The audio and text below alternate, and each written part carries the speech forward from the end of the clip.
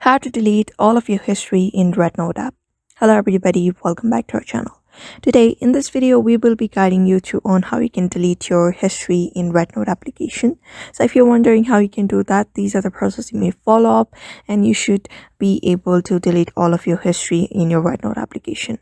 So first of all, go ahead and open up your Rednote application and make sure you're logged in if you aren't. After that is done, you will be taken to the dashboard of the Rednote where you can explore many things.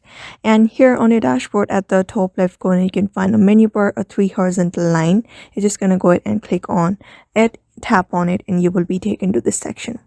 So here you can find a history section easily under my comments. Just go ahead and tap on it and you will be finding your history here.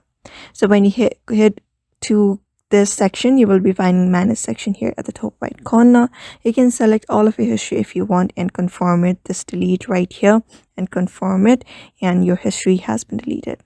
So it is very easy. You just need to follow up the steps and you should be able to delete your history as well. So I hope this video was helpful to you and thank you for watching this video, and I will see you in the next one.